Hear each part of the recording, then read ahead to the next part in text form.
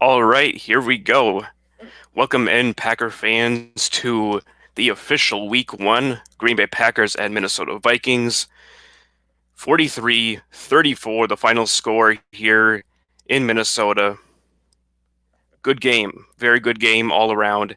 It started off quite slowly to start out. It was very much a defensive contest with the Packers coming out on the first drive, getting a field goal, and then Minnesota stormed back really quick, made things look really super easy on offense, scoring a touchdown. Dalvin Cook scoring from, I believe it was 2 or 3 yards out. I'll have to go back and look here for a sec. With nobody in here, no big deal.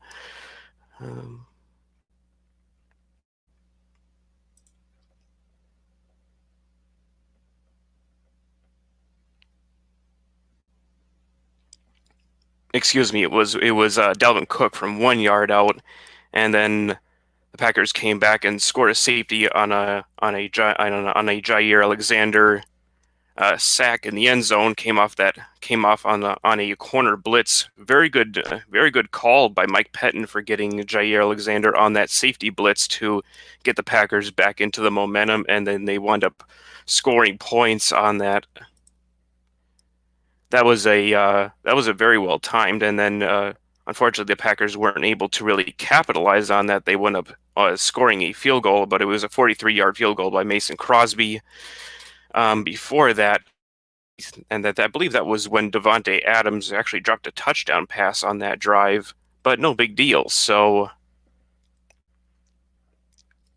and thank you, Adam. That was a very good game, and Minnesota actually kind of made a little bit of a tried to make a little bit of a comeback in there. Kirk Cousins and the offense was able to do a few things, and they strung up some good plays, and they were getting some momentum going back into the fourth quarter, and I was biting my nails, to be dead honest. So it was just like, and then all of a sudden, yeah, they stormed back. Adam Thielen, he had a good game. He has definitely started out really well, and then some things happened to where Thielen, and then where Kirk just was able to hit with Thielen. Then he was also able to get some passes elsewhere to Beasley Johnson, and then the rookie Justin Jefferson caught a few passes in the fourth quarter to make things interesting. But for the most part, this game was clearly an Aaron Rodgers-Davante Adams showdown for sure. I mean, the two connected all the way throughout this game, start to finish. Davante Adams finishing the game with 14 catches for 156 yards and 2 touchdowns. Aaron Rodgers, 32 of 44, 364 yards, and the 4 touchdowns. Aaron Jones, he did pretty well too, 16 carries, 66 yards, and a touchdown. He was, quite frankly, sharing carries with a lot of our running backs. Jamal Williams got in the act, got 7 carries. Tyler Ervin, Swervin Ervin, as we know, our special teams ace, got 3 carries for 38 yards, averaging 12.7 on the ground. So I definitely think that it was nice to be able to get our probably going to be the strength of our offense going into the season was probably the running game with Aaron Jones, Jamal Williams, and A.J. Dillon also got in the act too with 2 carries for 14 yards, averaging 7. So I thought that the Packers did very well in the first half, controlling the clock. They absolutely dominated time of possession, which was why they were able to get into a big lead to start out in the first half. So a really good game all around. It was really very much a defensive contest to start out, but then the Packers offense got really, really super hot at in the second quarter and scoring touchdowns left and right, with Davante Adams getting 2 beautiful touchdown catches, and then Marquez Valdes-Scantling, MVS, man. He caught a really nice deep touchdown pass for 45 yards. That was a beautiful throw by Aaron, by the way. That was I mean, props to Marquez for being able to come in and coming off a really good camp and was able to put on a pretty good performance. 4 catches for 96 yards and the long touchdown. He did have a couple drops in the game, but all of that was erased from some really good plays by Marquez, and that is definitely something to be proud of. And Aaron Rodgers giving Marquez a pat on the back on the sidelines was very uh, it was really good to see that from him, that he has confidence in Marquez, and I hope that a lot of us Packer fans have some more confidence in Marquez going forward for the rest of the season.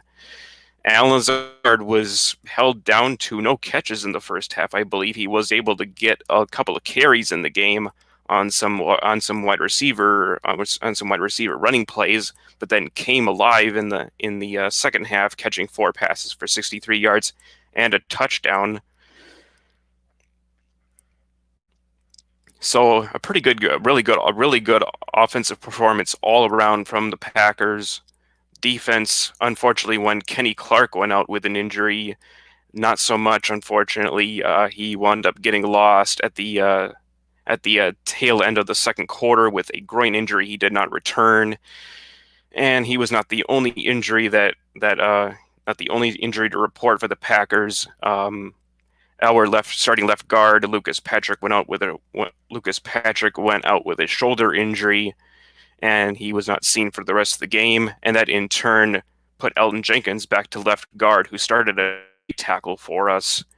And then in came our very own Wisconsin Badger Rick Wagner, started and finished the game at right tackle. And I was kind of thinking, when I saw that he was not going to be the starter at right tackle, I was a little bit puzzled, but at the same time, I was fine with Elton starting at right tackle. He held down pretty well on the edge, and Yannick Ngakoue was a non-factor in this game, but he was also kind of coming in and out with some injuries, from what I was hearing uh, from the announcers, that he was dealing with an injury and he was not really quite up to speed, being quite new to Mike Zimmer's defense. So I kind of expected the offensive line to hold up pretty well.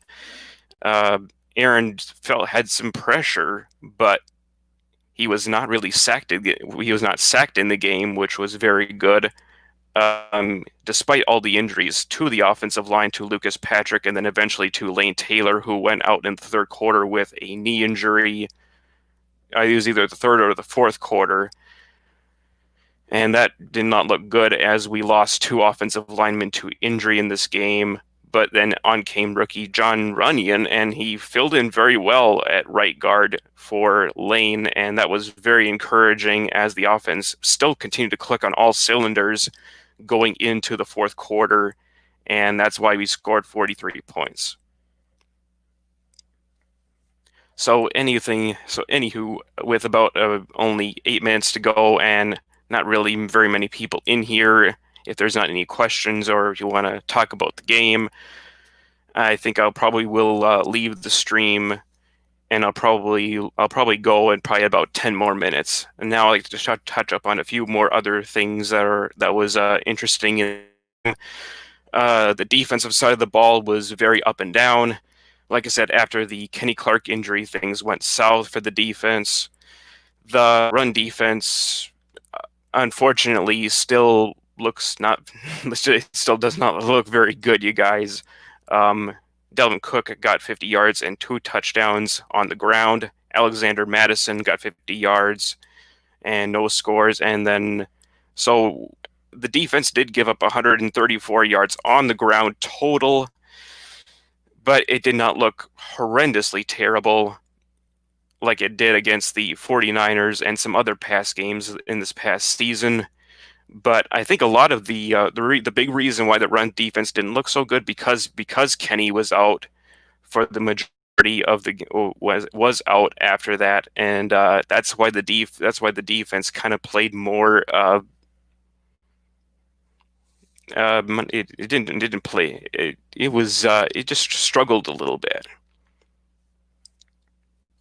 It kind of goes to show that Kenny is a super valuable piece to the defense, but I think the Packers, I don't know, I mean, it's just 1 week, so we don't know going forward how this run defense is going to look. It's like I said, it's just one game, and Dalvin Cook is a very good back, so we got to give it to him. And Alexander Madison is a really good backup.